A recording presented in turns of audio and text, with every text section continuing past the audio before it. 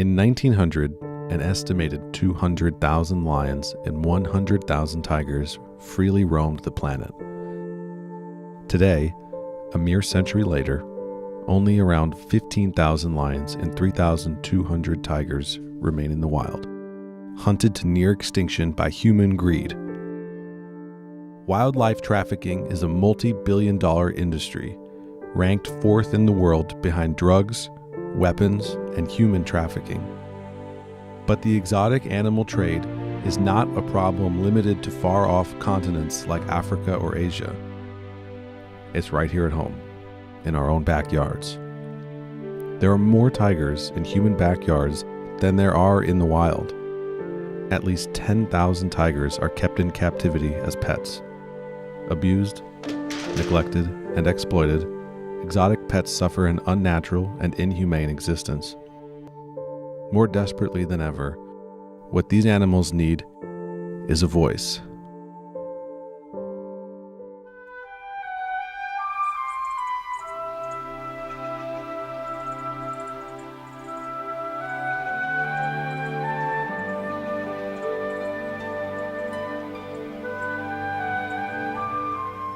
Lions, Tigers, and Bears is an award-winning exotic animal sanctuary dedicated to the rescue and peaceful retirement of wild animals who have been abused or neglected from the atrocities associated with the exotic animal trade.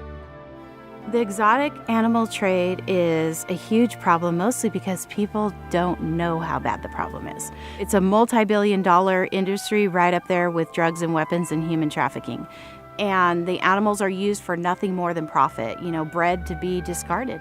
And once they're too old to be pet or used to have your picture taken with or used for the movie, they go out the back door. It's a huge problem. Profits from the exotic animal trade are estimated to be between $5 and $20 billion a year.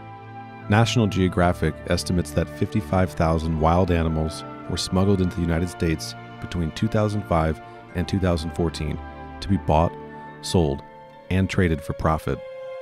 They are exploited for use in roadside zoos, traveling circuses, photo opportunities, or purely for breeding or trophy hunting purposes. These animals are just bred and bred and bred. They pull the babies before the eyes are open, and then they're off to do photo ops or to be a pet, and the animal's bred right back. We were on a cruise to Mexican Riviera, and they had a poor little cub that was just being passed around. I said we need to walk away because it was very sad.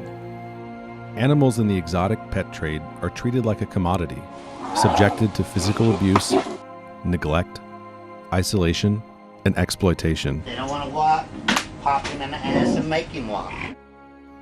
This continuous mistreatment often causes physical distress, to say nothing of the lasting psychological trauma of a life of cramped habitats and physical assault.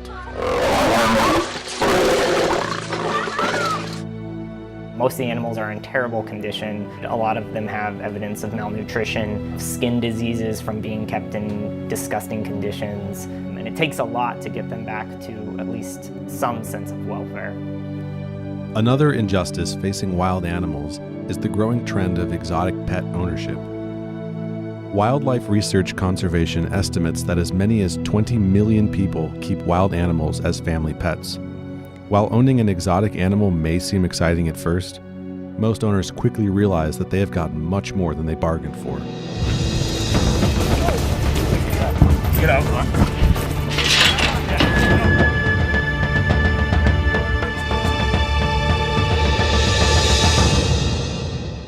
Exotic animals do not make good pets. 99.9% of the time, private ownership doesn't work. They get the animal when it's cute and cuddly, and by the time it's about 8 months old, 80, 90 pounds, it's eating them out of house and hold. They don't have enough money to build a habitat, and they're calling for someone to help them. And it's hard because the sanctuaries are full. It's not so easy to find them homes, or they end up in the back of a backyard in a teeny little cage for years. So here we've got more tigers as backyard pets in the United States than we have in the wild. And it's just not fair to the animal. It's just not fair. Apart from the folly of subjecting wild animals to urban conditions, careless exotic pet ownership can also have deadly consequences. According to Born Free USA, there have been over 2,000 reported attacks, incidents, and escapes by exotic animals since 1990, but none so tragic as in 2011 in Zanesville, Ohio. More than 50 lions, Bengal tigers, and bears roamed the streets, residents locking their homes, children kept behind closed doors. There's a lion on Mount Perry Road in Grayshot. I'm pretty sure, and I just saw a wolf. I think I just seen one. Looks like a jaguar or a wolf or something. Most of the animals that escaped had to be put down. I had deputies that had to shoot animals with their sidearms at close range. When it was over, 49 animals had been killed, including 18 Bengal tigers. I won't forget what happened here today as long as I ever live. You know, we didn't have any kind of law in place that would prohibit for somebody from doing that. Bobby has worked tirelessly alongside notable wildlife advocates like actress Tippi Hedren to create stricter legislation for exotic pet ownership and harsher punishments for crimes of wildlife trafficking. When I first started Lions, Tigers, and Bears, 28 states perfectly legal to own any exotic animal. There's no licensing needing. Like you need a license for a pit bull, you don't need a license to own a tiger. There's not enough inspections to keep people on the up and up. There's no federal tracking. And so we've been trying to work on a federal law that would prohibit private ownership and then also slow down the unnecessary breeding. There's still several states in the United States where you can own any animal as a pet. It's perfectly legal. Despite significant progress in exotic animal legislation, there are still those who continue to violate the law, regardless of the consequences. They can't go back unless they've got video cameras out here to prove that we didn't feed them that day. Our insurance company says no pet. However, if you decide you want to pet them, keep in mind, we're not liable. We passed a ban law on here on the island, but they left one loophole, which I use. I'm a licensed exhibitor. Hurt him, don't touch him. Make him scream. I don't care if these cats are falling off. You need to tell the way that How many animals you got here? All together, big cats, we have a little over 200. 200? Over 1,400 animals. Oh my God. We just work on it state by state, testify, talk when it's needed, write letters, work with all the other big and small organizations to get the job done. The industry is quite alive and quite large, and so it takes a large effort to try to combat it. Fortunately for the animals, Bobby has dedicated her life to that fight. Like most, she was not always aware of just how extensive and brutal the exotic pet trade was until a rude awakening in 1990.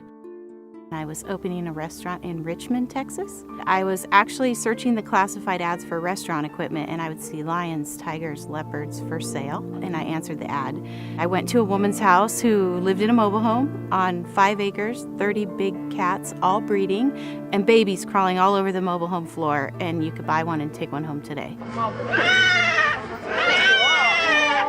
In her quest to learn more about the extent of the exotic animal trade, Bobby answered another newspaper advertisement, this one to work with bears. And what she learned was even more disturbing.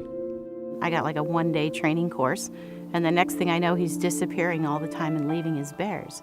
So I followed him one day, and turns out he was taking the bears to like outdoor men's conventions and setting up a pen to wrestle bears. I answered a few more ads out of curiosity and looked, and just in no time discovered the exotic animal trade and how bad it really is and how badly the animals are treated. And from that moment on, I wanted to make a difference. Determined to continue helping exotic animals, Bobby and her husband Mark returned to California, where an opportunity presented itself. Little did she know it would change the course of her life forever. Mark and I decided to help some leopards from the very first woman who I had met in the mobile home. And the deal was we would pay to build the habitat, she would spay and neuter, and they would get to live out their life there, and we would help with the care. Well, it wasn't like a couple months later and the leopards were bred. So that is when I told Mark, we are not donating anymore. We are going to do this. We're going to do it ourselves, and we're going to do it right. And that's what we've done. In 2002, Bobby and Mark purchased a 93-acre ranch nestled between the Cuyamaca Mountains and the Cleveland National Forest. Located just 30 miles east of downtown San Diego in Alpine, California, Bobby had finally found the ideal paradise to make her dream a reality. We couldn't have a better piece of property. There's just an abundance of water here. The weather's perfect. We get the 4 seasons, enough for them to get a little bit of snow, a little bit of rain. We don't even have to have heaters. We have some heated concrete, but most of the times they won't even lay on it. So it's the perfect place. The first 2 animals to arrive at lions, tigers, and bears were 2 tigers named Raj and Natasha. Bobby discovered these tigers in Alvin, Texas, living in deplorable conditions. And they lived in a 6x12 cage. One had to stand up for the other one to turn around and be comfortable. No shade, no shelter on concrete, and they had to fight for food. The guy had threatened to shoot him because he was in trouble, and so the U.S. Fish and Wildlife gave us 30 days. So we had 30 days to come back, find a place to put him, build a cage, and get him out here. And we did it. After a few months, Raj and Natasha finally settled into their new home. For the first time in their lives, they felt soft grass beneath their paws, looked up to a clear blue sky, and received all of the food, care, and attention they deserved. We just try to give them everything that they would have in the wild and even more. They have gone from rags to riches, as they've said, and it is so true. I love it when we get a new rescue of a bear and it learns to forage for its food. I love it when we get a rescue of a new lion and you can see her run around her 2-acre enclosure. That's what's beautiful. It really makes you feel good to see that your money's going toward a worthwhile project. Bobby's determination to provide her animals with the utmost care has been rewarded with the special distinction reserved only for the highest quality wildlife sanctuaries in the nation. We're accredited both by Global Federal Association of Sanctuaries and American Sanctuary Association, which is the highest accreditation that a nonprofit big cat rescue can get. That means they get proper nutrition, proper care. We have tons of safety training. There's always a piece of fence between us and the animal.